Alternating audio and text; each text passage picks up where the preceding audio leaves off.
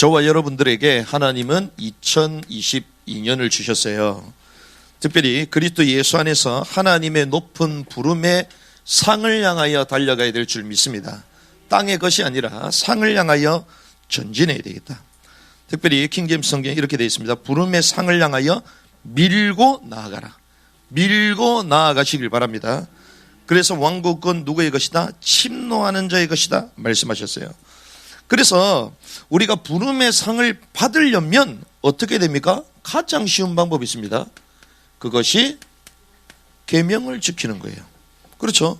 주님의 계명을 지키는 것이에요. 그래서 가장 큰 계명이 있는데 그 첫 번째 계명이 무엇인가? 하나님을 사랑하는 것입니다. 하나님을 사랑하시기 바랍니다. 특별히 어느 정도로 전심을 다하여 사랑해라. 이 말은 주님, 이 그리스도는 우리의 뭐가 되십니까? 신랑이 되시는 거예요. 그리고 교회는 주님 뭐라고 보십니까? 신부로 보시는 거예요. 그러면 신랑 되신 그리스도를 사랑하며 기다리는 신부의 삶이 우리 삶이 되어야 된다는 거죠. 그래서 신랑이 언제 오실지 모르기 때문에 뭘 준비합니까? 등과 기름을 준비해야 되는 거예요. 그것도 어느 정도? 충분히 준비하는 겁니다. 그럼 충분히 준비했다. 기름을 충분히 준비했다. 이것은 무엇을 얘기하냐? 우리의 내적 상태를 말하는 거예요. 나는 준비하고 있는데요. 준비했는데 다 떨어졌어.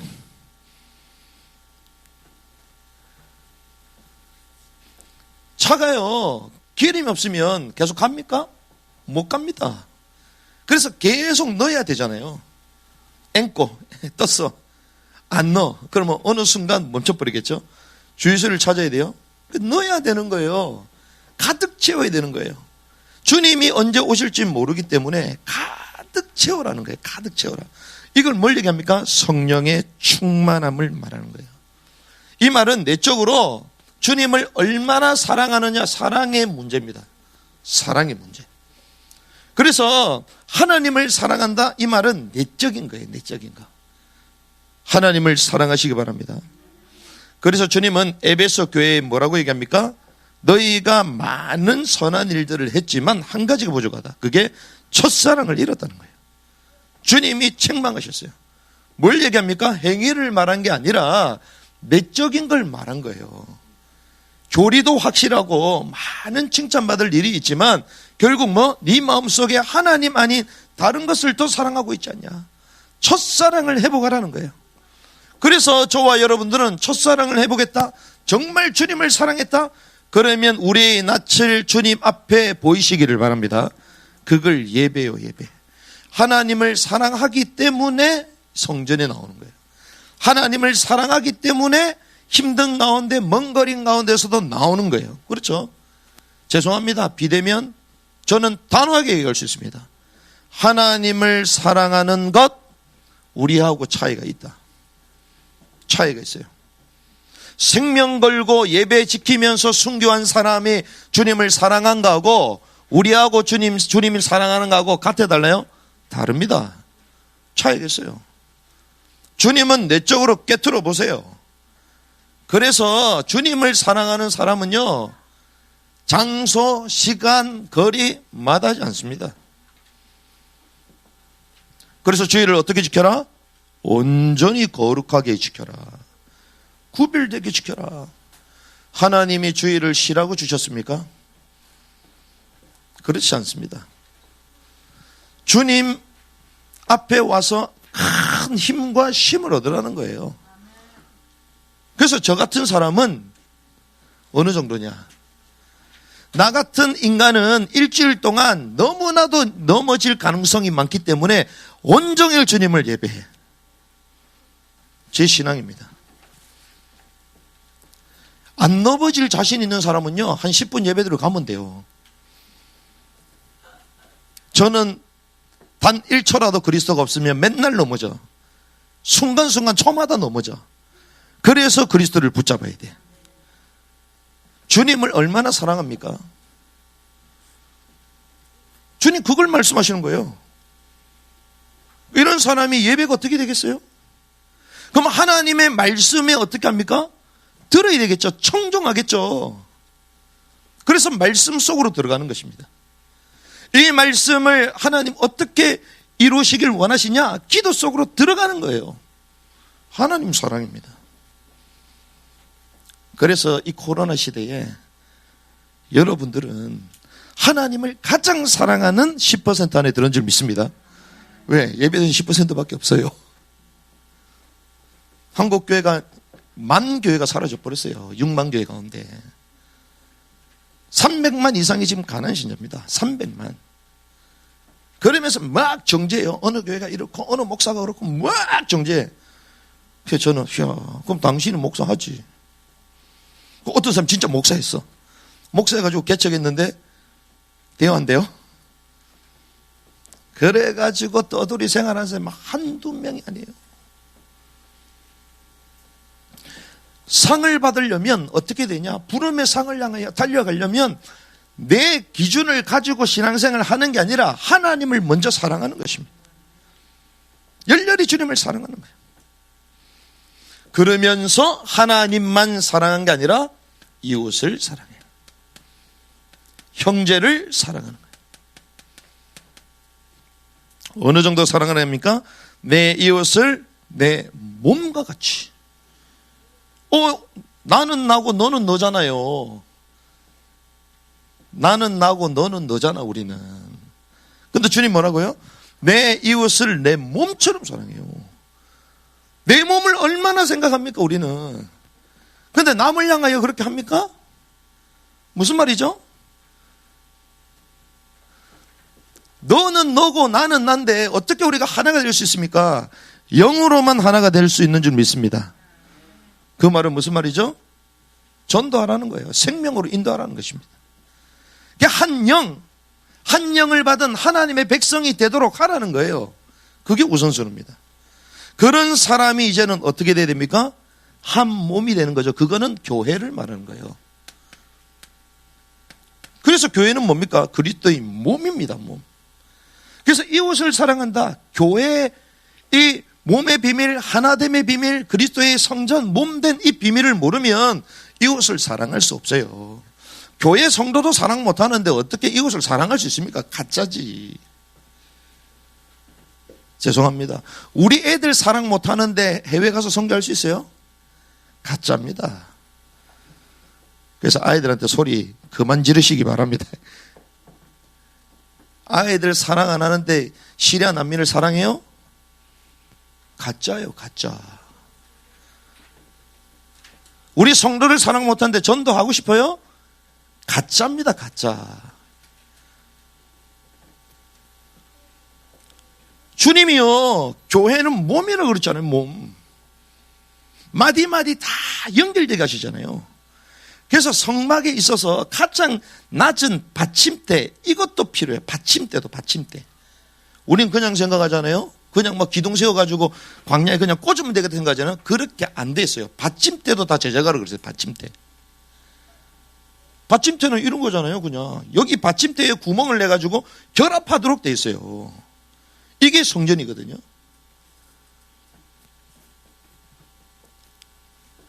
죽은 불신자들에게는 복음을 증거해서 생명으로 안내하고, 형제된 우리끼리는 뭐가 되라? 한 몸이 되라는 거예요. 그게 교회의 비밀입니다.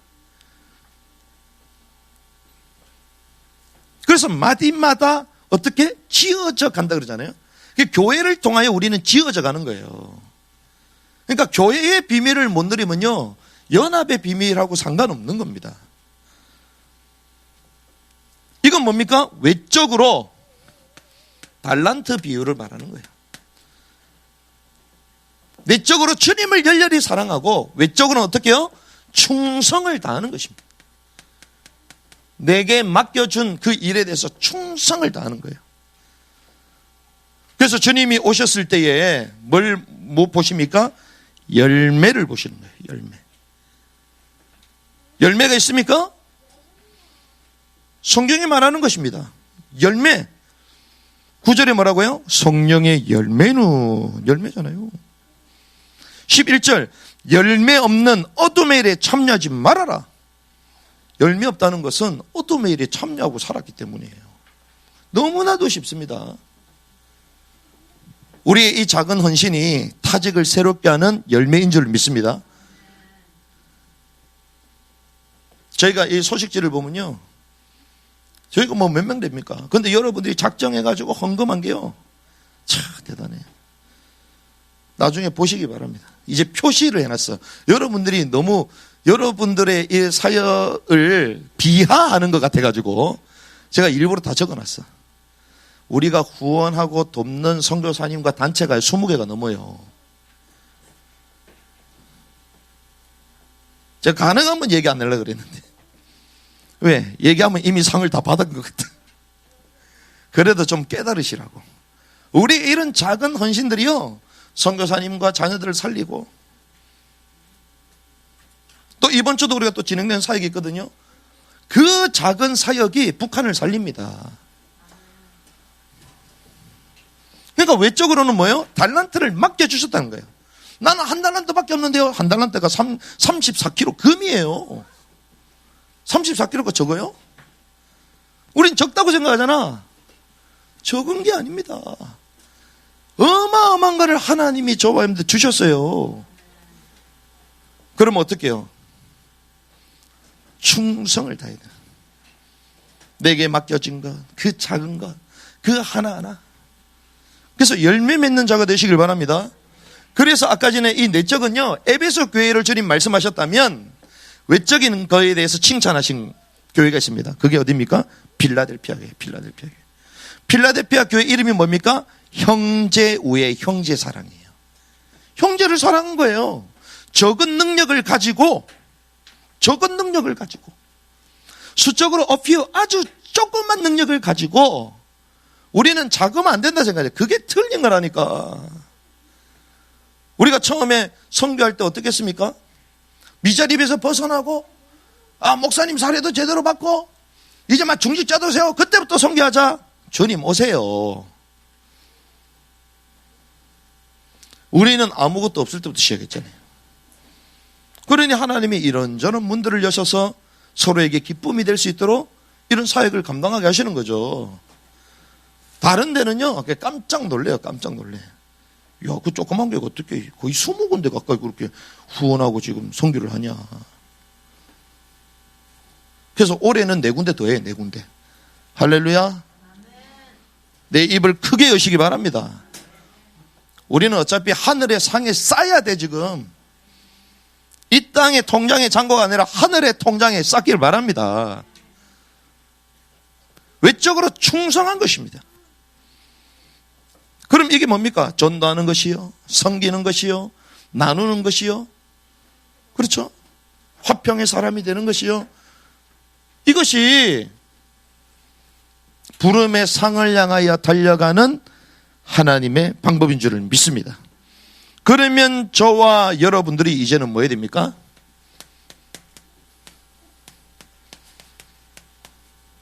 남은 날을 계수해야 될 줄 믿습니다.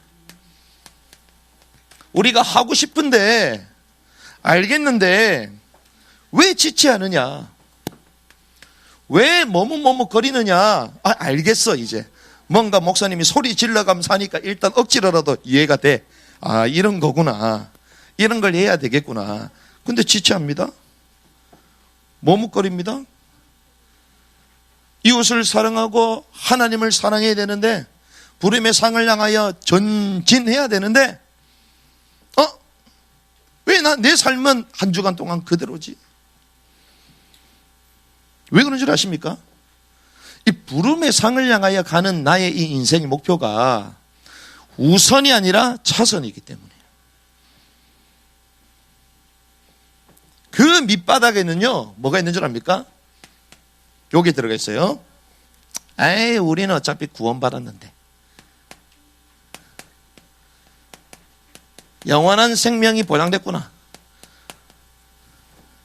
구원 영생 보장론에 갇혀 있습니다. 한마디로 뭡니까? 여전히 구원받으면 천국 간다라는 영생 보장론 가운데 딱 걸려버렸어. 그런데 이게 과연 맞는 신앙입니까? 우리 이게 틀리다는 얘기를 1년 반 거의 2년 동안 걸쳐가지고 쭉 얘기하고 있어요. 지금 1년 넘게 얘기하는 거예요. 1년 동안 우리는 성경을 한 주제를 가지고 연구해서 얘기하는 거예요. 그래서 다른 사람들은 말을 못해요. 알면서도 말을 못해요. 왜? 신학적으로 논쟁이 될까봐. 아니, 논쟁이 이미 됐어요. 믿음으로 말미암아 구원받는다. 행위로 계속 싸우잖아. 5,000년 동안 지금 신학 논쟁이잖아요. 근데 이거는 구원과 천국은 다르다. 끝이야, 그냥. 신학 논쟁을 종결시켜버리는 거야. 근데 연구를 해야 하네요? 안 하지. 자기 주장 안 내려놓지. 왜? 그럼 지금 주장했던 것들, 책선 것들 전부 다 폐기해야 되거든. 자기 밥벌이를 못 하거든. 베레아 사람들 어땠습니까? 하나님의 말씀을 간절히 받아들이고 과연 뭐한가요? 그러한가요? 이것이 구원받으면 죽고 난 이후에 거룩하게 돼서 바로 천국에 간다. 가톨릭 신학이에요. 이게 무천년설 가톨릭 신학에 갇혀버린 거예요.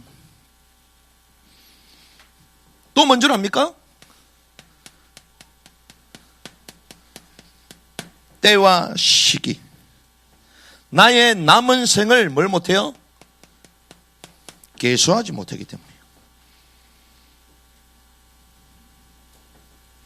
그러니 자연스럽게 어디에 머문 줄 압니까?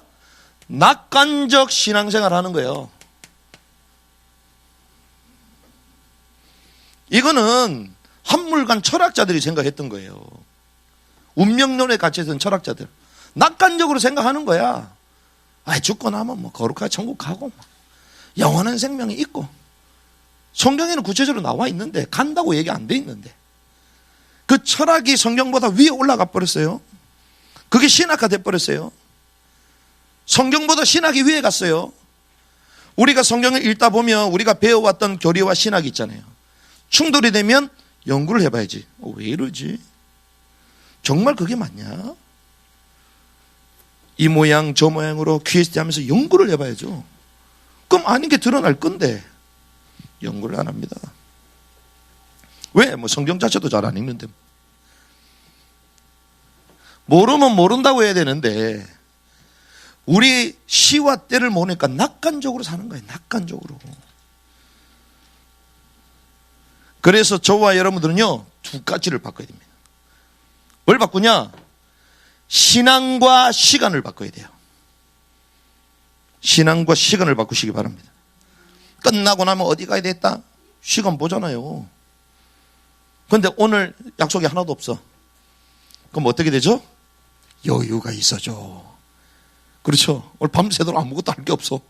내일도 직장 안 가. 그럼 어때요? 그냥 오늘 밤늦게 밤새고 가겠다 할걸? 그래서 오늘 늦게까지 계신 분에게는 맛있는 게 준비되어 있습니다. 우리가 때와 시기 이걸 계수한다는 게 우리 삶의 지혜거든요. 지혜 있는 삶이 되시길 바랍니다. 그래서 오늘 본문의 이 바울은 뭐라고 얘기합니까? 우리 개역개정 볼 때는 그렇게 되어 있잖아요. 세월을 아끼라. 뭐가 악하다? 때가 악하다. 이렇게 되어 있잖아요. 근데 여기는 또 구체적으로 나와 있습니다. 뭐라고 합니까? 시간을 뭐 해라? 구속하라요. 시간을 되찾으라 이러잖아요. 원래 의미가 뭡니까? 리디밍이라고 되어 있잖아요. Living in the time. 시간을 구속해야 된다는 거예요. 이거 무슨 말이야? 우리가 구원받은 거, 인간을 구속한 거, 그거 구속 끝났다 생각했는데 어떻게 시간을 구속하래? 그 말은 시간이 회개했다 안 했다? 시간이 회개 안 했다는 거예요. 그럼 시간이 뭘 받아야 된다? 시간이 구원받아야 된다는 거예요. 우리가 영은 구원받았는데 우리의 일생, 스케줄, 시간이 구원받았어요? 안 받았다는 거예요. 그래서 바울이 뭐까지 구속받아야 된다? 네 시간도 구속받아라는 거예요. 세상을 향하여 모든 시간, 스케줄 다 맞춰놨는데 그게 어떻게 구원받은 자라고 할 수 있겠습니까? 그렇죠? 그게 시간을 구속하라는 거예요. 시간이 구원받아야 된다는 것입니다. 우리에게 주어진 시간이 내 육체를 위한 시간이 아니라는 것입니다. 그러면 하나님이 왜 우리에게 시간을 주셨냐? 구원받은 자의 시간은 왕국의 상을 받기 위한 경주의 시간으로 주어진 것을 믿습니다. 경주의 시간으로 준 거예요. 상 받을 수 있는 축복의 시간을 준 거예요. 우리는 올림픽 한다 막 이러면 야 올림픽 오늘은 뭐 볼까? 수영을 볼까? 탁구를 볼까? 막 이런 거 생각하잖아요. 그런데 선수들은 어떤 줄 압니까? 드디어 상 받을 기회가 왔구나. 시간의 개념이 다릅니다. 그렇죠? 불신자들 막 주일 되면 낚시하러 갈까? 어디 가지? 놀러 갈까? 그런데 믿는 자들은 어디요? 어떻게 예배드리러 갈까? 시간의 개념이 다르잖아요. 그래서 바울이 구원받은 자가 맞다면 때가 악하기 때문에 세월 시간을 구속하라는 거예요. 시간을 구속하시기 바랍니다. 이렇게 인사합시다. 남은 날을 계수합시다. 그래서 하나님이 시간을 왜 주셨냐? 경주하는 시간을 주셨어요. 그래서 우리는 세상 역사입니다. 이 세상 역사 속에 종말을 향하여 전진하는 하나님의 시간표, 이걸 볼 필요가 있습니다. 하나님의 역사 시간표를 보죠. 특별히 이것이 다 어디 나오냐? 다니엘서 시간이 나옵니다. 에스겔서, 이사야서, 다 이게요 시간 얘기하는 거예요. 예언하고 앞으로 성취되자, 앞으로 이렇게 될 것이다, 하나님의 역사에 대해서 계속 얘기하는 거예요. 스가랴서, 앞으로 이스라엘 백성들이 어떻게 될 거냐 다 얘기하는 것입니다. 결정적으로 성경의 창조 경륜의 완성인 계시록에도 이 얘기를 하는 거예요. 계시록에.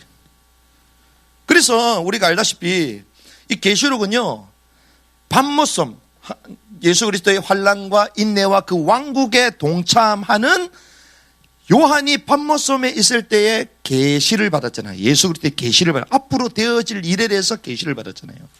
앞으로 역사가 어떻게 될 거냐? 계시록. 그래서 우리가 지금 맥잡기를 하는 겁니다. 끝나고 나면 이제 하나씩 디테일하게 할 거예요. 그러면 이것이 상징입니까? 상징. 유명한 강남에 유명한 교회 있습니다. 지금 오늘 아침 제가 확인했어요. 에스겔서 47장 본문 가지고 뭐라는 줄 압니까? 생명의 물을 마시자. 제목이. 마셔야지. 근데 지금 그 얘기하는 겁니까? 실제로 이 땅에 주님의 성전이 임하게 될 것이다. 거기서 나오는 생수는 모든 만물을 회복시켜 줄 것이다. 천년왕국을 말하는 거예요. 근데 뭐라고요? 생명의 물을 마시자. 뭐로 본 거예요? 상징으로 본 거죠. 우리가 성경을 지금까지 그런 식으로 봤어요. 앞으로 하나님은 진짜 되어질 세계에 대해서 말씀하셨는데 상징으로 간주해 버리는 거예요. 요한계시록 어떻게 해요? 그래 상징으로 보는 거예요. 앞으로 되어질 일에 대해서 주님 말씀하셨는데, 그래서 교회에서 들었어요? 못 들었어요? 못 들었어요. 왜? 상징으로 보니까. 그러니까 난해하니까 풀어요 안 풀어요? 안 풀잖아요. 그러면 마지막 시대 하나님이 어떻게 될 건지 시간을 구속해서 알려주셨는데 여러분 알아요 몰라요? 모르는 거야. 그러니 세월을 아낄 수도 없어. 사실은 시간을 구속할 수도 없어. 왜? 모르는데, 안 알려줬다는데. 그래서 나더러 주여 주여 하는 자들, 선지자 노릇하는 인간들이 다 천국에 들어간다 못 들어간다? 그래서 선지자들이 심판을 제일 크게 받아요. 그래서 저는 부득불 말합니다. 왜? 성도 한 명이 없어도 심판받지 않는 게 낫다. 성도가 몇만 명, 몇십만 명 있는데 징계받으면 어떡해요? 깨닫는 은혜 길 바랍니다. 바른 걸 전달해야 돼요. 그 성경은요, 다른 종교는 이게 없습니다. 오직 역사 위에 운행하신 분만 앞으로 역사가 어떻게 될 건지 예언하고 성취할 수 있잖아요. 그래서 성경만 다 예언서가 있는 거예요. 다른 종교는 전부 다 율법, 윤리, 도덕으로 다 돼 있어요. 법전, 윤리, 도덕경으로 다 돼 있어요. 이래야 된다, 저래야 된다. 전부 다 우리 삶에 있어서 규범, 도덕법으로 다 돼 있는 거예요. 근데 성경만 예언과 성취로 되어 있어요. 그러면 이게 상징입니까?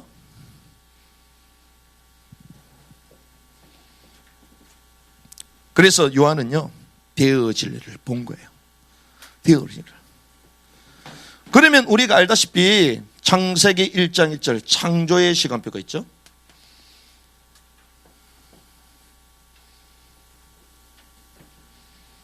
역사의 완성은 뭡니까? 새 하늘과 새 땅, 새 예루살렘. 그 이전에 뭐가 있습니까? 천년 왕국이 있죠. 이거는 주님이 이 땅에 재림주로 오셨을 때 이루어지는 세계입니다. 알다시피 저와 여러분들이 오늘 뭐 세상의 역사를 보자 많이 했기 때문에 그게 중요한 게 아니라 나는 지금 어디에 서 있냐 이걸 봐야 된다는 거예요. 나는 어디에 서 있냐? 여러분들 여기 서 있어요? 여기 서 있습니까? 아니에요. 그럼 없어? 상징이야? 상징이면 구원도 상징이요, 천국도 상징이요. 여기 있을 필요도 없어요. 하나님은 역사의 주관자인 줄 믿습니다. 역사 속에 실체를 드러내시는 줄 믿습니다. 그럼 우리가 역사 속에 하나님의 계획과 시간표를 봐야 되는 거죠. 창조. 인간이 범죄했습니다. 그래서 주님 처음부터 우리에게 대속하시겠다. 메시아, 복음을 허락하셨죠. 그래서 주님은 이 말씀 그대로 이 땅에 오셨습니다. 이걸 우리는 초림이라고 말해요. 주님 오신 거예요. 그러니까 여기서부터 우리는 보고자 하는 거예요, 지금. 말씀이 육신이 되어 우리 가운데 가셨다. 그분이 오셔서 십자가를 지시고 다 이루었다. 요한복음 19장 30절. 이게 주님이 십자가에서 우리 인간의 모든 죄를 짊어지시고 세상 죄를 져 어린 양이 되셔서 모든 죄값을 치르셨어요. 그래서 테텔레스타이 다 이루었다. 죄 문제 다 해결했다 말씀하신 것입니다. 자, 그러고 난 이후에 주님이 뭐 하셨습니까? 승천하셨죠. 주님의 승천. 그래서 우리는 이 승천하시고 난 이후부터 이제는 이 시대를 교회 시대라고 말해요. 교회는 언제부터 시작됩니까? 주님이 승천하시고 난 이후부터. 이 전의 시대는 범죄한 우리 죄 문제를 해결하기 위해 우리 대신에 다른 정결한 짐승이 대신 죽어야지 죄 문제 해결되잖아요. 그러니까 제사 계속, 이걸 우리는 율법 시대라고 해요. 율법 시대, 율법을 지켜야 되는 거예요. 그런데 율법의 마침이 되신 그리스도, 그분이 친히 죄가 되셔서 모든 죄 문제를, 율법의 요구를 다 이루시고 죄 문제를 해결해 버렸어요. 그래서 이 교회 시대는 믿기만 하면 되는 거야. 모든 문제, 죄의 문제를 해결하신 그리스도를 믿기만 하면 구원받는 것입니다. 이걸 우리는 은혜의 시대라고 말해요. 그래서 교회 시대는 한마디로 은혜의 시대예요. 은혜의 시대. 그런데 이런 시간표를 쭉 가는 가운데에 주님이 마지막 때가 되면 어떤 일이 벌어질 것이냐. 마태복음 24장 14절에 보니까 천국의 복음이, 왕국의 복음이 모든 민족에 증언돼 그제야 끝이 올 것이다 말씀하셨죠. 그러면 이 끝의 개념이 뭐냐? 복음은 어디서부터? 유대인에게서부터, 그 다음에 이방인에게로, 그리고 다시 유대인으로. 로마서 9장 10장 11장 쫙 말씀하셨어요. 마태복음 24장 25장에 보면 마지막 때에 일어날 일을 말씀하시는데 무화과 나무 잎이 연하여지거든. 뭘 말합니까? 유대인들의 회복을 말합니다.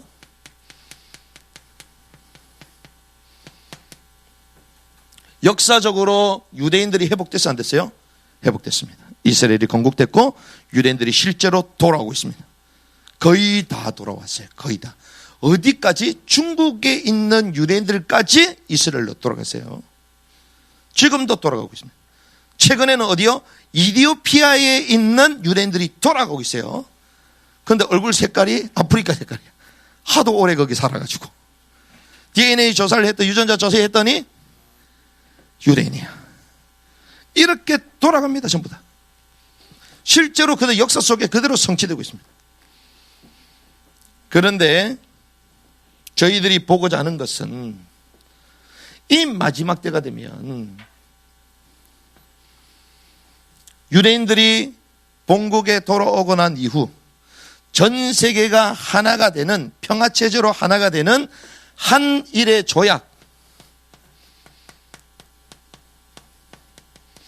맺게 될 것이다.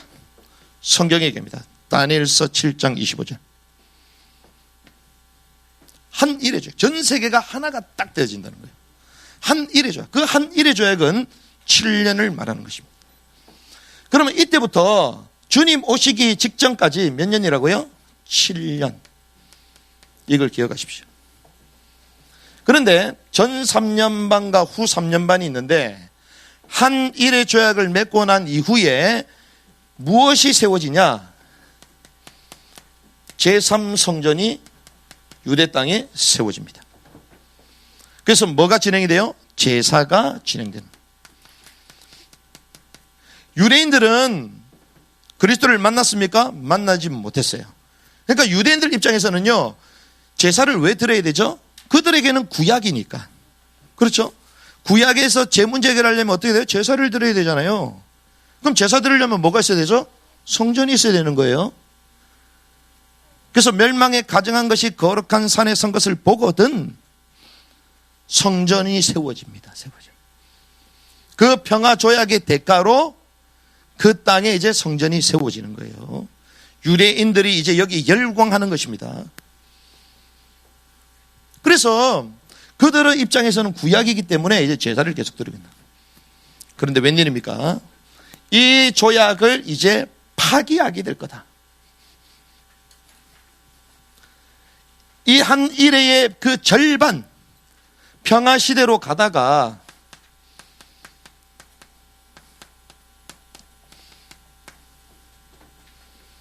제사도 한참 드리고 있는데 전 세계를 통치하고 있는 이제 적그리스도가 이 우상을 세워놓고 내게 경배하라고 얘기합니다. 예배의 대상을 바꾸죠. 이때부터 우리는 대환란이라는 걸 알고 있습니다. 그럼 여기서부터 우리가 하나씩 거슬러 올라가야 돼요. 잘 보세요. 지금 시대는 어떤 시대입니까? 복음을 전파하는 시대잖아요. 교회 시대. 제가 왜 아까 전에 계시록을 얘기했냐? 계시록에 이게 나와요. 계시록 어디에 나오냐? 마지막 때 어떤 일이 일어날 거냐? 주님 승천하시고 난 이후부터 마지막 때 어떤 일이 벌어질 거냐? 이거를 주님이 7인을 통하여 말씀하셨어요. 그런데 7인을 뗄 수 있어요? 못 떼요? 아무도 못 뗍니다. 지상에 뗄 수 있는 사람이 아무도 없어요. 그래서 요한이 그걸 보고 웁니다. 울어요. 우리는 그거 보고 어때요? 떼면 떼나 보지 뭐 떼든 안 떼든 우리하고 상관없다. 하나님 때가 되면 열어주겠지. 이럴 거 아니에요. 그런데 요한이요, 두루마기에게 주어졌는데 그게 봉인돼 가지고 떼지 못함으로 인하여 눈물을 흘려. 울어. 왜 울었죠? 그게 사도 요한입니다. 하나님의 말씀에 대한 그 말씀을, 그 신비를 알고 싶어하는 그 사도 요한의 상태, 그 중심이 그랬다는 거예요. 그런데 많은 사람들은요, 관심이 없어요. 요한계시록 상징인데 앞으로 구체적으로 얘기하겠지만 칼빈도 못 푸는데 우리가 함부로 풀면 되냐? 신천지 푸는 거 가지고 잘못 풀고 있다. 뭐가 잘못된지 말을 못해. 근데 잘못 무조건 들었기 때문에. 신천지한테 배울 게 있어요. 왜? 다 틀린 게 아니거든. 그러니 혹하는 거예요. 막달라 마리아가요, 예수님이 죽고 난 이후에 장사하셨잖아요. 굴에 시체를 찾으러 갔더니 있어 없어요? 없습니다. 그때 어떻게 했을까요? 제자들은 없나 보다 도망갔어. 마리아는 울었어. 울고 나니까 천사가 등장하잖아요. 천사. 하나님이요, 의에 줄이고 목마르고 심령이 가난하고 우는 자들에게 하늘의 신비를 보여주시는 거예요. 여러분들 세상을 향하여 소리치지 말고 세상 것 때문에 울지 말고 하늘의 비밀, 신령한 비밀을 알고자 하는 그 눈물이 있기를 바랍니다. 하나님 그때 열어준 하나씩 그리스도께서 승리하신 그리스도, 승리하신 그리스도 하나씩 떼기 시작해. 인을 떼기 시작해. 그 첫 번째 인이 딱 띄어졌는데 뭐가 나와요? 흰말이 나오는 거야. 들어보셨습니까? 흰말. 아까 이제 타직기다 말이 나오던데 말을 어떻게 그려야 되노? 말이요. 흰말이 나와. 흰말이 막 달려 흰말. 오라 이러니까 흰말이 막 달려. 막 달려 흰말이. 뭘 얘기한 줄 압니까? 복음 전파를 말하는 거예요. 이거는 대환란 때 일어나는 게 아니라 승천하고 난 이후에 그때부터 역사가 계시록이 쓰여지는 거예요. 과거와 현재와 그 이후 4장부터는요 이제는 앞으로 되어질 일 나오는 것입니다. 첫 번째 말이 가는 거예요. 그게 몇 번째 인까지 뗀다고요? 두 번째, 세 번째, 네 번째, 다섯 번째, 여섯 번째, 일곱 번째가 대환란이에요. 일곱 번째. 그러니까 계시록은요 순서가 다 있는 거예요. 일곱 인 안에 뭐가 있냐? 인, 나팔. 그 다음 뭐가 있어요? 나팔 안에 뭐가 있어요? 대접. 맥잡기 하는 사람은 이제 복습이 됩니다. 일곱 인 안에 일곱 나팔이 있는 거예요. 그리고 일곱 번째 나팔 안에 일곱 대접이 있는 거예요. 이게 다 대환란 때 일어나는 거죠. 그 전에는 실제로 이제 되어지고 있는 사실을 말하는 거예요. 그러면서 흰말이 복음 전파를 하면서 뭘 계속 낳게 됩니까? 생명을 낳게 돼요. 복음이 증거되는 곳마다 뭐가 역사 일어나요? 생명의 역사가 일어나는 거예요. 왜? 은혜의 시대니까. 그리스도를 믿기만 구원의 역사가 일어나는 거예요. 이게 복음 전파를 말하는 거예요. 활을 당겼는데 활이 이미 나갔어. 그렇죠? 그 성경 뭐라고? 이기려고 하더라. 이미 이겼어. 그리스도께서 이겼습니다. 그런데 또 이기려고 해. 왜? 모든 민족으로 가야 되니까 이걸 의인화시켜 놓은 거예요. 그런데 이거를 계속 대환란 때 있는 일이라고 얘기하니까 사람들이 이걸 적그리스도 얘기하잖아요. 그럼 예수님 승천하신 후에 적그리스도 나타났어요? 안 나타났어요. 아직까지 안 났어요. 2000년이 됐는데 적그리스도 아직 안 나왔어요. 첫 번째 말, 두 번째 말, 세 번째 말, 네 번째 말이 나옵니다. 두 번째 말은 뭡니까? 붉은 말, 전쟁이죠. 세 번째 검정 말, 네 번째 창백한 말. 붉은 말은 전쟁이고 검정 말은 기근이고 창백한은 사망이에요. 이것은 계속 우리 인류의 역사 가운데 계속 진행되는 거잖아요. 그렇죠? 전쟁이 없습니까? 계속 있잖아요. 기근이 없습니까? 계속 있잖아요. 사망이 있습니까? 계속 있잖아요. 되어지는 걸 말하는 거예요. 지금 되어지고 있는 것입니다. 지금. 그런데 다섯 번째는 말이 없어.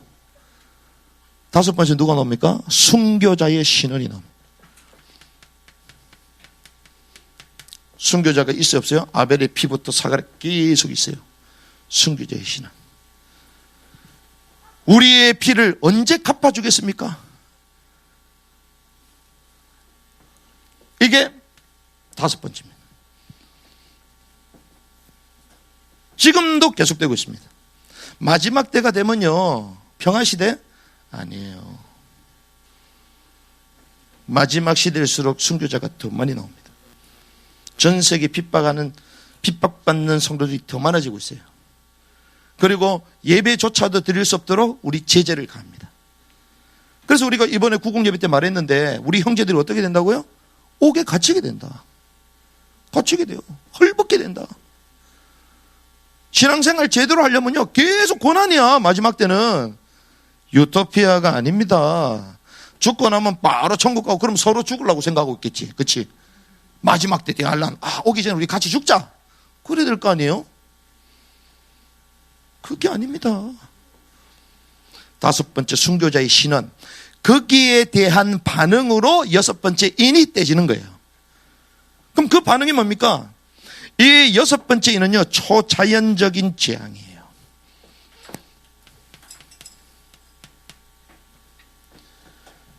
그러면 일곱 번째는 대환란이잖아요. 대환란. 그러면 이 여섯 번째, 이 자연적인 이 재해가 대환란의 전조로 시작되는 것입니다.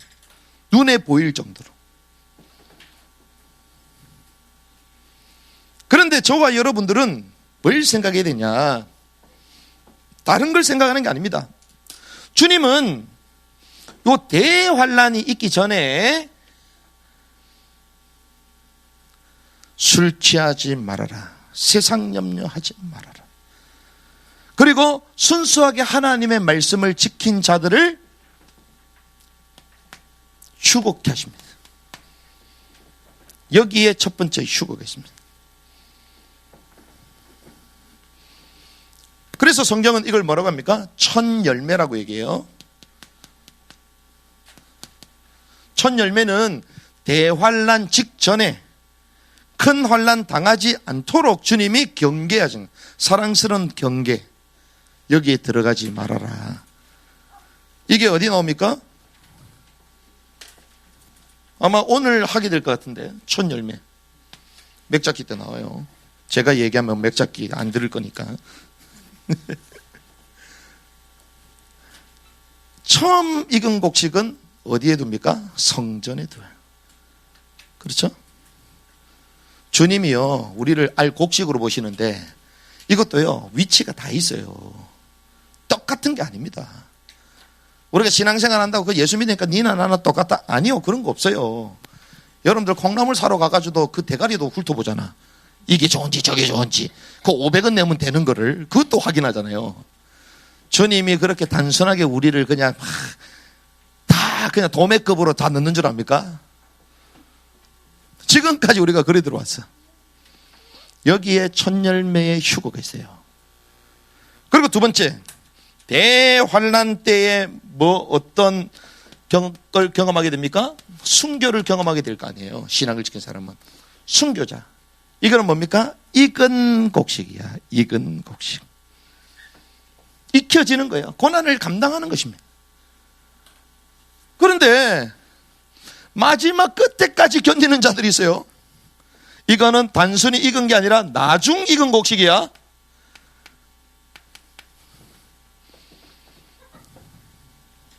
그래서 주님은 우리에게 뭐되라고 말씀하십니까? 첫 열매다라는 거예요.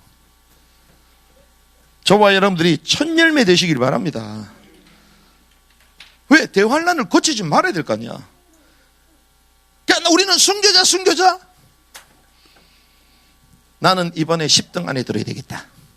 이런 친구하고, 나는 이번에 3등 안에 들겠다. 누가 더 공부 열심히 할까요? 나는 무조건 1등 한다 이번에. 우리 반에서 1등이다. 전교에는 10등 안에 들더라도 우리 반에서 무조건 1등이다. 이런 사람하고, 우리 반에서 뭐 10등 하고 전교에서는 뭐 한 30%만 들으면 되니까. 같아요, 달라요? 다르죠. 뭐 어떤 분들은 뭐 우리가 순교자, 막 순교 얘기하는데, 순교 뭐 아무나 되나? 하지만 우리는 순교보다 더 앞선 걸 해야 된다. 왜? 성경은 첫 열매되라는 거거든요. 환난을 겪지 말라고 말하거든요. 자, 우리의 최고의 관심은 이제 여기에 들어가 있다. 여기에. 자, 그렇다면 우리의 기준은 정해졌습니다. 우리의 기준은 뭐라고요? 대환란 직전까지가 우리의 인생이라는 거예요. 그렇죠? 여러분들 인생 대환란도 통과하는 게 여러분들 인생이에요? 저는 안 그럴 겁니다. 저는 기준 자체를 그렇게 안 둘 거예요. 내가 하나님의 말씀에 불순종해가지고 불의가 가득 차서 대환란을 겪는다 할지라도 목표는 대환란 전이다. 상식 아니에요? 그래서요, 거지도 그릇이 커야지 많이 얻어먹습니다. 깡통이 작으면 많이 얻어먹지도 못해요. 우리의 스케줄이 여기라는 거죠, 여기. 자, 그러면 여기부터 저와 여러분들이 진단을 해야 돼요. 뭘 진단해야 되냐? 여기서 하나님이 우리에게 주신 시대가 있는데요. 지금 시대가 은혜의 시대잖아요. 그렇죠? 자, 은혜의 시대는 뭡니까? 믿음으로 말미암아 구원받는 것입니다. 이게 은혜 시대예요. 자, 그래서 주님이 우리 죄를 해결하기 위하여 무엇으로 오셨어요? 어린 양으로 오셨습니다. 그렇죠? 세상 죄를 지고 하나님이 어린 양으로 오셨어요. 그런데 이 시기가 언제까지냐? 주님 오신 초림에서부터 대환란 전까지예요. 시기가 분명하죠? 대환란 전까지, 여기까지. 구원받을 수 있는, 믿음으로 말미암아 구원받을 수 있는 시기는 여기까지. 자, 그래서 주님은 누굴 통하여? 전도자들을 통하여 복음을 증가하게 하시는 거예요. 그 지금 시대에 그래서 전도자들의 상급이 제일 큰 거야. 복음을 선포하시기 바랍니다. 믿음으로 말미암아 구원받을 수 있는 절호의 찬스 시간표를 주신 거예요. 이때만 가는, 이때만. 주님이 나타나지도 않아. 주님이 그냥 전도자, 십자가 미련하게 보이는 그 십자가의 돌을 가지고 사람을 구원하시는 거예요. 사람을 통하여. 천사가 흠모해 안 해요? 흠모합니다. 우리가 갖고 있는 은혜의 복음이요, 천사도 흠모하는 거야. 그런데 웬일이요? 은혜의 시대만 있으면 좋겠죠. 성경은요, 심판의 시대가 있다. 이 심판의 시대는 믿음으로 말미암아 구원받는다 아닙니다. 그건 이미 지나갔어요. 공의로 주님이 통치하십니다.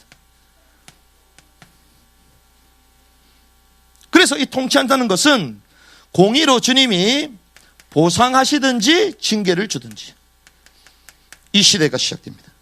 그래서 주님이 이 땅에 다시 오신다. 재림이라 그러죠. 그때는 주님 무엇으로 오십니까? 양이 아니라 왕으로 오시는 거예요. 그래서 유다 지파의 사자, 그분이 이겼다. 요한계시록 유다 지파의 사자 왕을 말하는 거. 왕 이긴 거예요. 이긴 거. 어린 양으로 오시는 게 아니라 어린 양은 이 죽임을 당해서 올라가 있어요. 하늘 보좌에. 구원은 끝난 거예요. 이제는 주님이 이 땅에 뭐로 오실 것이다? 왕으로 오실 것이다. 선지자, 제사장, 왕이라 그러잖아요. 주님이 근데 이 땅에서 왕이 된 적이 있어요? 없어요. 전 세계가 예수 욕해. 하나님 욕해요. 기분 나쁘면 뭐라고 해? 지저스 이러잖아.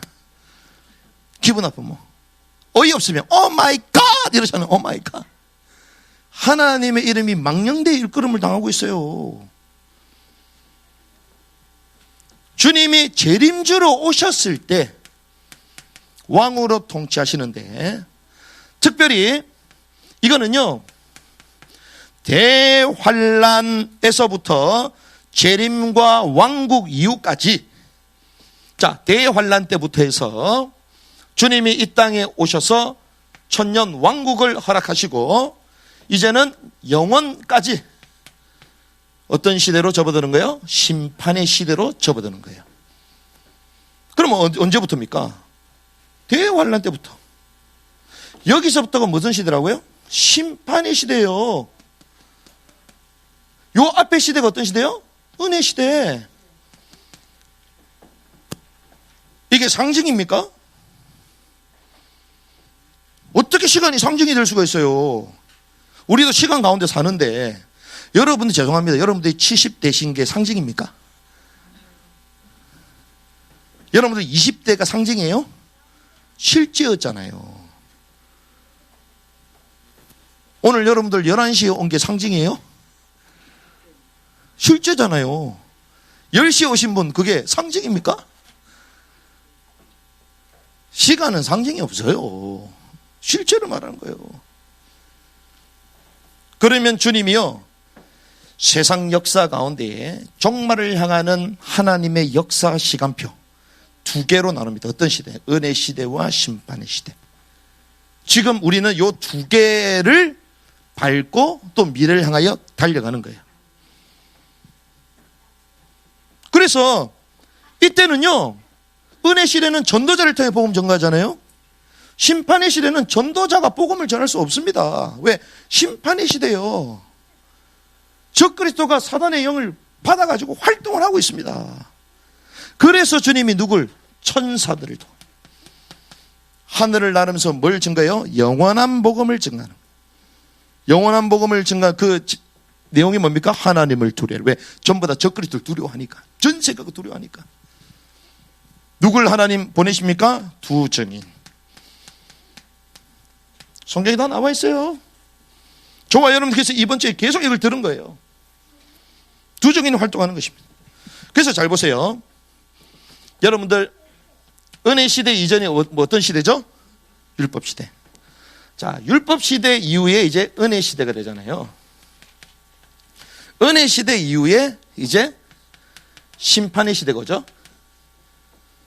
재밌습니다. 성경에 구약이잖아요. 율법 시대. 은혜 시대가 신약이잖아요. 그리고 심판 시대가 대환란부터 시작되죠. 재밌어요. 요 가운데에 뭐가 있냐? 전부 다 일시중지가 있어요. 일시중지. 무슨 말입니까? 시대가 바뀌었음을 보여주는 거예요. 그래서 구약과 신약의 가운데 몇 년? 400년의 중간기가 있잖아요. 주님이 시대를 바꾸시는 거예요. 마찬가지. 은혜 시대에서 심판, 일곱인을 그 사이에 뭐가 나오냐? 재미있습니다. 성경 그래서 너무 재미있어. 인을 딱 떼고 나서 반 시간쯤 고요해. 성경에 나오잖아요. 반 시간쯤 고요해. 왜 고요하죠? 이제 죽었다는 거야. 주님이 십자가를 지고 나서 하늘이 어떻게 해요? 암흑으로 딱 덮치잖아요. 가만히 있잖아요. 그게 하나님의 진노가 시작되는 거예요. 성경은 원칙이 똑같아요. 그냥 바로 심판 안 해요. 뭐 여기 왔다가 저기 왔다 안 그럽니다. 아주 획일적으로 순차적으로 그대로 다 있어요. 그래서 반 시간쯤 고요하더라. 이번에 성교 캠프 때 우리 그 선교사님 나가서 막 하더라고요. 우리 반 시간 30분인데 30분 동안 우리 고약이 있어 볼까요? 이래가지고 가만히 있더라고. 그러다가 30초도 못 견뎌가지고 나는 이 정도밖에 믿음이 안 된다고. 30분 동안 가만히 있으면 뒤집으실 거라고. 시대가 전환될 때마다 하나님의 사인이 있어요.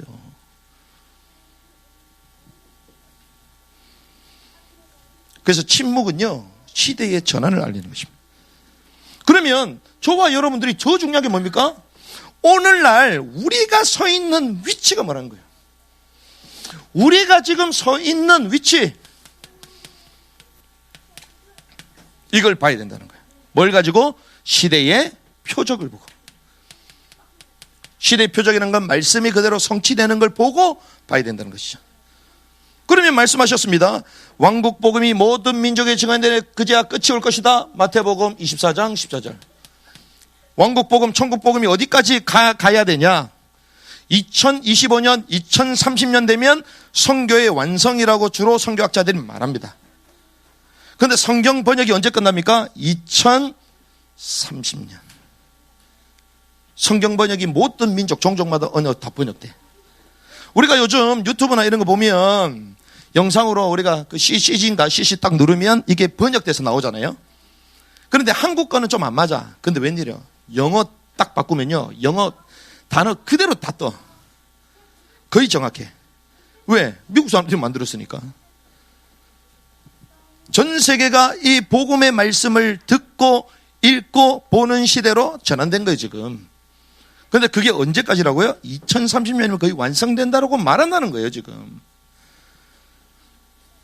그러면 흰말이 언제까지 계속 가요, 흰말이? 주님은 흰말이 다닥다닥 하면서 뭐 하늘까지 올라가 버려?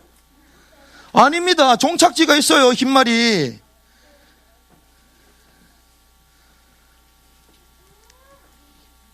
이걸 봐야 되는 거예요. 그래서 이번에 타직 갔잖아요.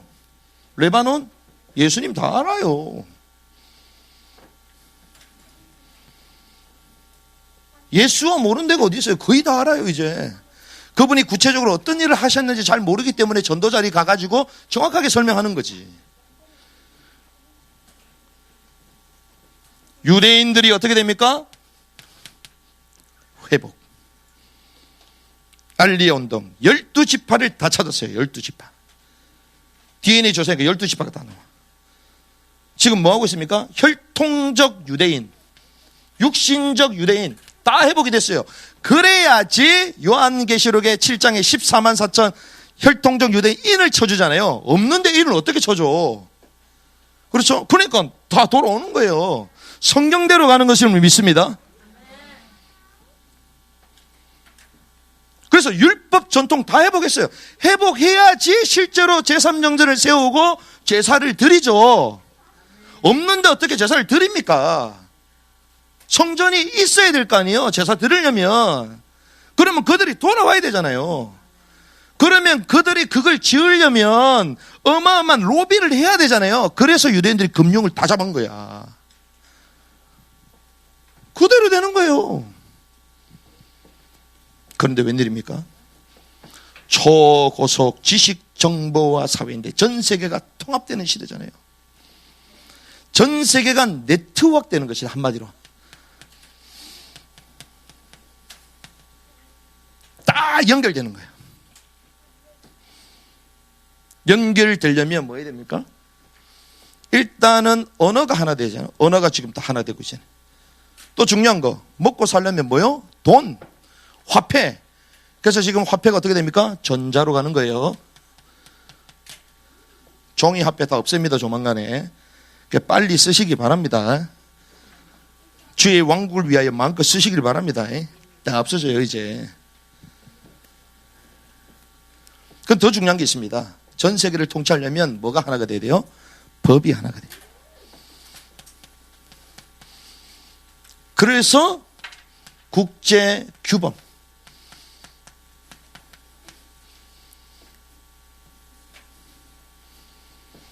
다니엘서에 다 나옵니다. 앞으로 교체를 할 거기 때문에. 혐오 범죄, 동성애, 종교의 자유. 너무 외국을 근본적으로 하나만 주장하지 말자. 그냥 하나로 전부 다 가는 거예요. 다 합법화 시키죠. 이렇게 세계가 지금 가고 있습니다. 우리가 잘 아는 아랍 57개 나라 평화협정을 진행 중입니다. 그래서 우리가 예배 시작할 때 늘 첫 번째 보는 게 중동 리포트잖아요. 여기 보면 계속 조약 맺는 게 나오잖아요. 그게 나중에 다 완성돼 가반수 이상 딱 돼버리면 도미노처럼 마지막 다 오케이 하고 성전 딱 세워버립니다. 그렇게 되는 거예요. 그렇게 해야지만 뭘 지을 수 있죠? 제3성전을 짓는. 이게 표적정의 표적이에요. 자, 그러면 저와 여러분들이 지금 어느 시대에 살고 있습니까? 성천하시고 나니 여기 살고 있어요. 2000년이 지났어요, 일단. 그렇죠? 유대인들도 지금 거의 다 돌아왔어요, 지금. 전 세계가 지금 하나로 되고 있습니다. PCR 검사 전부 다 하래. 못 사는 나라도 하래. 이분이 얘기하잖아요. 가서 하는데 시원찮게 해. 그거 왜 하죠? 그럼 안 하면 되지. 왜? 세계를 끄는 어떤 세력이 있으니까. 국제 규범이야, 그게. 똑같이 하라는 거야, 똑같이. 지금 우리는 어디 있습니까? 대환란 걸치기 이전이면 우리는 계산을 딱 해보면 어디요? 일단 한 일의 조약이 딱 시작되면 그때 우리에게 남은 시간은 얼마 남았다? 3년 반 남았다. 전 세계 지금 특별히 중동 유대인들 막 평화조약 맺고 있죠? 나중에 제일 마지막에 이제 최종적으로 한 일의 조약 전 세계가 딱 하나가 되고 조약 맺으면 얼마 남았다고요? 3년 반. 또 이게 평화시대지만 평화시대가 아닙니다. 대환란 때는 아마겟돈 전쟁이 있고 천년왕국의 곡과 마국 전쟁이 있는데 또 곡과 마곡 전쟁 에스겔서 38장이 또 나와요. 그거는 이전에 있는 거거든요. 그러면 지금 전쟁도 임박해 간다고 알 수 있겠죠. 근데 웬일이야? 에스겔서 38장 39장에 나오는 그 나라가요, 모스크바예요. 터키 쪽이에요. 근데 지금 어때요? 전쟁 준비하고 있잖아. 말씀하신 그대로 되어진 거예요. 그럼 지금 우리는 어디 서 있습니까?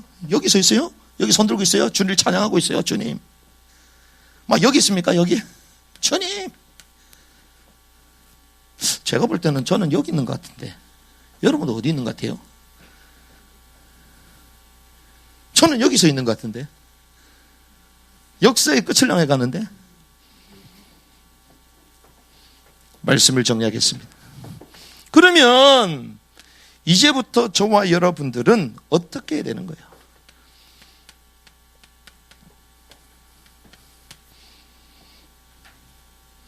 전도서 8장 5절에 보니까요, 누구든지 명령을 지키는 자는 악한 일에 손을 대지 아니하리니. 명령을 지키는 사람은 악한 일에 손대지 않는데요. 그러면서 지혜로운 사람의 마음은 때와 판단을 분별하느니라. 지혜로운 사람은 마음, 때와 판단을 분별한대요. 때를 안다는 거죠. 시편 90편 12절을 보니까 그런즉 우리에게 우리의 날수 세는 것을 가르치사 우리가 지혜에 이르도록 우리의 마음을 쓰게 하소서. 날수를 계수하는 지혜를 주시옵소서. 진짜 지혜가 뭡니까? 날수를 계수해야 되는 거예요. 내가 지금 어디에 서 있냐? 인류 역사는 어디냐? 나는 지금 하나님의 역사 종말 가운데 어디에 서 있냐? 이걸 알아야 된다는 거예요. 그래서 저와 여러분들은 날수를 계수하는 지혜가 있어야 될 줄 믿습니다. 계속 점검해야 돼요. 이제는 이걸 계속 점검해야 돼요. 눈 뜰 때마다 점검해야 돼요. 오늘 뭐 하지? 이번 주는 뭐 하지? 그건 옛날에 해야 되는 거예요. 지금은 그게 아닙니다. 지금은 눈 뜨자마자 복음이 어느까지 증거됐지? 이걸 봐야 되는 거예요. 그래서 남은 땅 선교 그 텔레방에 제가 매일마다 올려주잖아. 왜? 선교가 어떻게 돼가고 있냐? 그럼 선교와 또 반대로 사단은 극렬한 반항, 전쟁과 기근과 아까 얘기했죠? 세 번째, 네 번째, 두 번째, 세 번째, 네 번째 말 계속 일으키는 거야. 그러니까 테러, 전쟁 계속 사건이 일어나잖아요. 그 가운데 나는 뭐 해야 되나? 점검해야죠. 그러면서 우리는 어떻게 됩니까? 나를 계수하는 지혜를 가질 뿐만 아니라 이제는 우리에게 주신 시간을 구속해야 됩니다. 이 말은 잃어버린 시간을 되찾으라. 시간을 잃어버렸어요. 우리는 부름의 상을 향하여 주님이 상 받기 위한 경주의 시간을 다 주셨는데 잃어버렸어. 조금 있으면 올림픽 나가야 되는데 먹고 자고 놀고 있어. 그래가지고 얼마 안 남았어. 한 달밖에 안 남았어. 그럼 어떻게 돼요? 일단 체중 조절부터 해야 되겠지. 마치 우리가 이격이야 지금. 처음부터 꾸준히 준비하면 되는데 시간을 구속해야 된다는 거예요. 왜 구속해야 되냐? 사단은 우리의 무엇을 빼앗습니까? 시간을 빼앗아요. 그게 바쁘게 만듭니다. 부름에 상하고 상관없이 막 세상 거에 막 시간 투자하도록 만들어요. 그 시간을 투자하고 세상 걸 얻도록 해주지. 그렇죠? 그래서 저는 막 뭐 이렇다 저렇다 상관없어. 무조건 생을 걸고 나갔다? 그럼 나보다는 대단한 사람이다. 전도하러 가고 성경하러 나보다는 상 받을 자다. 맨날 앉아가지고 입을 가지고 사역해본들 시간을 사단은요 우리 시간을 빼앗는 거예요. 빼앗아서 다른 데에 쓰도록 만드는 것입니다. 우리는 부름의 상을 향하여 전진해야 될 줄 믿습니다. 전심해야 됩니다. 전심하려면 선택과 집중이 중요해요. 그래서 때로는 여러분들이 체크리스트도 만들어야 돼요. 죄송합니다. 정말 신천지는요 전도 안 하면요 벌금 100만 원. 100만 원. 그래서 그거를 할부로 내는 사람이 있다네. 할부로. 이번 주에 만나러 가기로 돼 있는데 왜 만나자고 하냐? 벌금 안 내려고 하는 거야. 뭐라고 했다라고 얘기해야 되니까. 신천지가 그래요. 왜? 틀린 거지만 뭐라도 알고 꽂혀가지고 힘써야 된다는 건 알거든. 뭔가가. 시간을 구속해서 우리는 어떻게 써야 됩니까? 신랑 되신 주님을 만나는 신부로 준비되어야 됩니다. 주님이 왜 안 오시는 줄 압니까? 신부가 준비 안 돼서 그래요. 신랑은 준비됐어요, 안 됐어요? 준비됐습니다. 그럼 신랑 주님 문제 있어요, 없어요? 문제 없어요. 근데 신부가 준비됐어요, 안 됐어요? 안 됐어요. 드레스를 안 입었는데 어떻게 식장에 들어가나? 드레스 입어야지요. 머리도 파마라도 좀 해야지. 그렇죠? 뭐 이거라 좀 찍어 바르고 붙이고 이래야지 들어가지. 아침에 일어나자마자 막 이상해가지고 눈 비벼가지고 딴따다다 들어가는 사람이 있어요, 없어요? 그건 제정신이 아니지, 그거는. 마치 우리가 아무것도 안 하고 막 이따가 뭐 딴따다다 들어가려고 폼 잡고 있어. 주님이 재밌습니다. 승리하셨잖아요. 십자가에서 다 이뤘잖아요. 그럼 요한계시록에 승천 이후부터 나온다며. 그럼 뭐가 나와야 돼요? 할렐루야! 막 이래야 될 거 아니에요. 신약에는 할렐루야가 안 나와요. 계시록 19장이 4번 나옵니다. 근데 왜 그때가 언제입니까? 신부가 준비됐을 때 할렐루야 얘기하는 거예요. 주님이 우리한테 할렐루야 하고 싶은데 할 수가 없어 지금. 놀렐루야 놀렐루야 볼 때마다 놀래. 뭐야 도대체. 나의 신부를 향하여 왔는데 아이고 미안하다 잘못 봤다. 빨리 꾸며라. 그래서 어떤 사람은 그랬다더라고요. 조용히가 그랬나 엄마한테. 엄마 맨날마다 화장하고 있으세요. 왜 화장하는 게 이쁘다는 거예요. 화장. 단장하시길 바랍니다. 단장 준비될 때 할렐루야. 이게 계시록 19장입니다. 왜 그러냐? 그 사건이 18장이 바벨론이 최종 심판받고 최종 승리 이후에 이제는 신부가 준비돼서 이제 신랑이 오는 그 시점이거든요. 그럼 주님이 원하는 게 이 신부와 이제 딱 하나가 되는 겁니다. 그걸 주님 몇 년 동안, 2000년 동안 기다리고 계시는 거예요, 지금. 실제로. 이기는 자가 되고 성도의 옳은 행실, 그 거룩한 세마포, 흰 세마포를 입는 그 신부를 주님 기다리시는 거예요.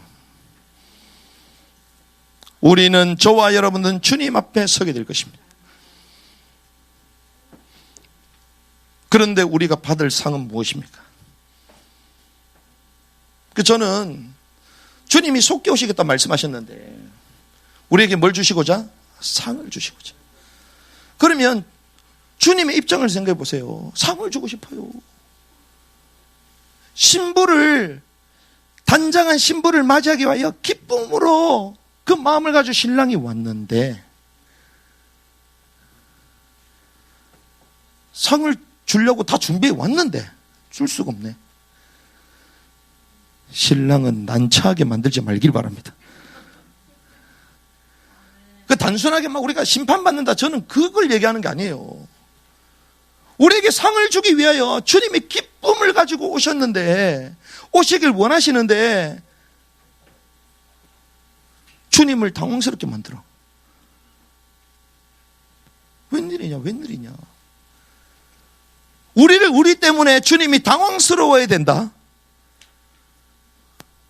와, 우리가 징계받고 이야만 둘째 문제예요. 상을 못 받고 왕국에 못 들어간 건 둘째 문제야.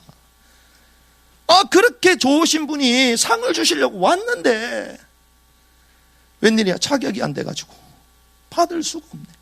그럼 주님 그거 어떻게 해야 돼요, 그거를?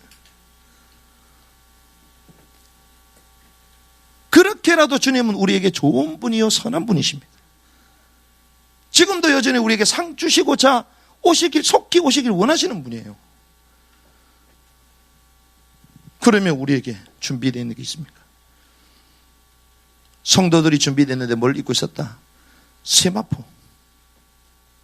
그 세마포는 무엇인가? 성도들의 옳은 행실이다. 우리에게 옳은 것들이 있습니까? 선을 행한 게 있습니까? 거기에 대해서 우리가 할 말이 없는 거예요. 단순히 우리가 요한계시록이니까 이래고 우리가 막 큰일 나니까 조심해야 되고, 어떤 사람은 막 전부 다 올라가니까 괜찮다고, 어떤 사람은 상징이라고 다 괜찮다고 그러고, 우리도 그렇게 얘기할까요?